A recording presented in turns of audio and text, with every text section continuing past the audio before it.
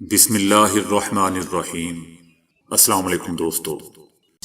سوچنے کی بات ہے کہ حماس نے اسرائیل پر حملے کا نام آپریشن الاقصی کیوں رکھا، جبکہ لڑائی غزہ میں ہو رہی ہے۔ اس کی وجہ دوستو یہ ہے کہ 1967 میں اسرائیل نے اقصی کے کچھ حصوں پر قبضہ کر لیا تھا، جس کے بعد پڑوسی عرب ممالک کے ساتھ جنگ چھڑ گئی تھی۔ 12 اکتوبر 2023 فلسطینی تنظیم حماس نے گزشتہ ہفتے اسرائیل پر حملہ کیا تھا، جس میں سینکڑوں اسرائیلی شہری ہلاک ہو گئے تھے۔ حماس نے اس مہم کا نام آپریشن الاقصی رکھا تھا۔ یہ اس مقدس مقام کا نام ہے جو عرصہ دراز سے یہودیوں اور مسلمانوں کے درمیان کشیدگی کا شکار ہے۔ اس وقت اس مسجد کا انتظام ایک وقف ٹرسٹ کے پاس ہے۔ اس معاملے کو برقرار رکھنے کے لیے معاہدے کے تحت اس ٹرسٹ کا کنٹرول اردن کو دیا گیا تھا۔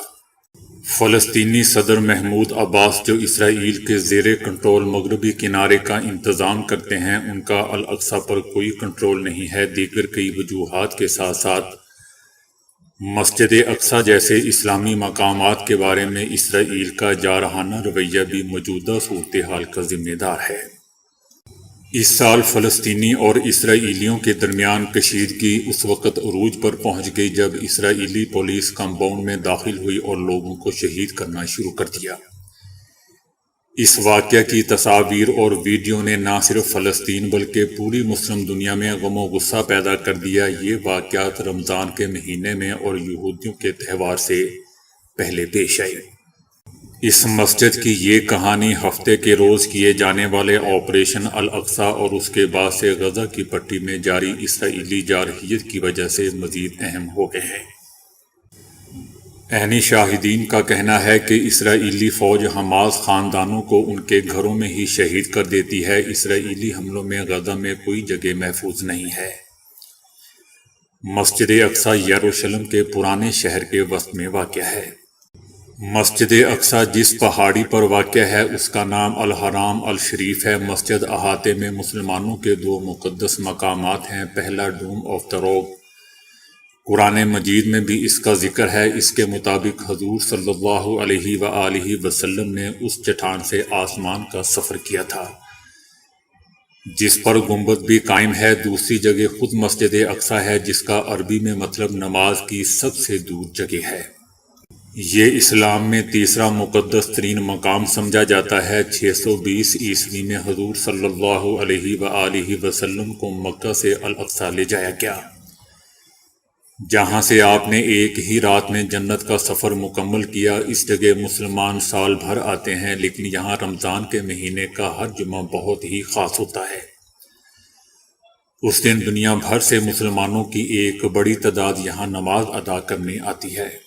14 ایکڑ پر پھیلے ہوئے الاقصی کو یہودی اپنی عبادت کی سب سے مقدس جگہ بھی سمجھتے ہیں۔ وہ اسے ٹیمپل ماؤنٹ کہتے ہیں۔ یہودیوں کے عقائد کے مطابق بادشاہ سلیمان نے 3000 سال پہلے یہاں سب سے پہلے ٹیمپل تعمیر کیا تھا، جسے رومیوں نے 70 میں تباہ کر دیا تھا۔ یہودیوں کا خیال ہے کہ بائبل میں ٹیمپل یہاں واقع تھا۔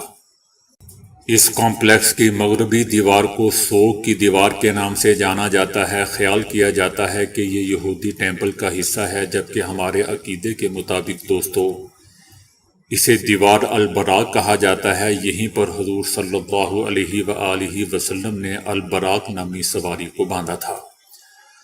اس کے ذریعے آپ صلی اللہ علیہ وآلہ وسلم نے آسمان کا سفر کیا اور وہاں اللہ سے رابطہ کیا۔ اس لیے اسے مسلمانوں کے لیے بہت مقدس سمجھا جاتا ہے۔ اسرائیل نے 1967 کی عرب ممالک کے ساتھ جنگ کے بعد مسجد کمپلیکس کے کچھ حصوں پر قبضہ کر لیا تھا۔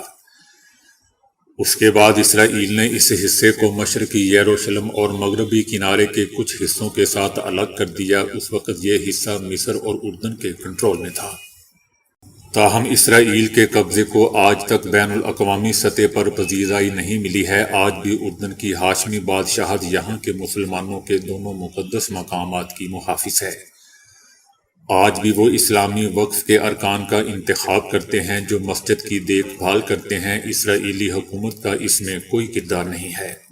غیر مسلموں کو بھی الاقصی کمپلیکس میں جانے کی اجازت ہے، صرف مسلمان لوگوں کو نماز پڑھنے کی اجازت ہے۔ جہاں تک یہودیوں کے عقائد کا تعلق ہے، ان کے مذہبی رہنما یہودیوں کو ہدایت دیتے ہیں کہ وہ ٹیمپل ماؤنٹ کے اندر نہ جائیں۔ ان کی نظر میں یہ جگہ اتنی مقدس ہے کہ یہاں کوئی قدم نہیں رکھ سکتا۔ اسرائیلی حکومت یہودی اور عیسائی لوگوں کو یہاں صرف سیاحوں کے طور پر جانے کی اجازت ہے، وہ بھی ہفتے میں صرف 5 دن چند گھنٹوں کے لیے۔ 1947 میں اقوام متحدہ نے ایک علیحدہ فلسطینی علاقے کے لیے تقسیم کا منصوبہ بنایا۔ اس وقت فلسطین برطانیہ کے زیر تسلط تھا۔ اس منصوبے کے مطابق 2 ممالک بنائے جانے تھے، ایک یورپ سے آنے والے یہودیوں کے لیے اور دوسرا فلسطینیوں کے لیے۔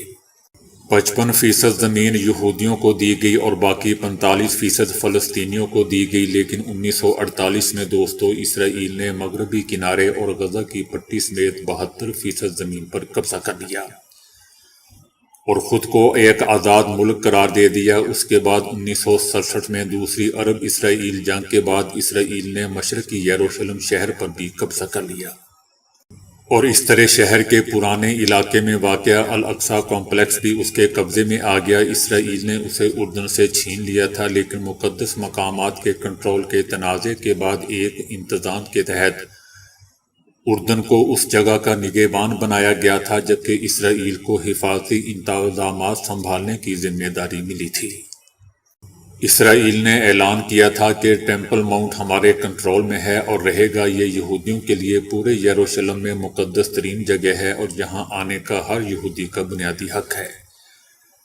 فلسطینیوں نے اس اعلان کی مخالفت کی۔ اس کے بعد شروع ہونے والی جھڑپوں اور تشدد کا ایک ایسا دور شروع ہوا جو آج تک جاری ہے۔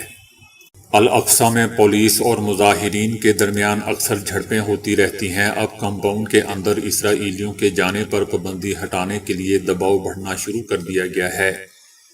اسرائیل کیمپس میں ایک تیسرا یہودی ٹیمپل بنانے کا بھی ارادہ رکھتے ہیں۔ آہستہ آہستہ یہاں تعینات اسرائیلی فوجیوں نے فلسطینی علاقوں میں آباد یہودیوں کو یہاں جانے کی اجازت دینا شروع کر دی ہے۔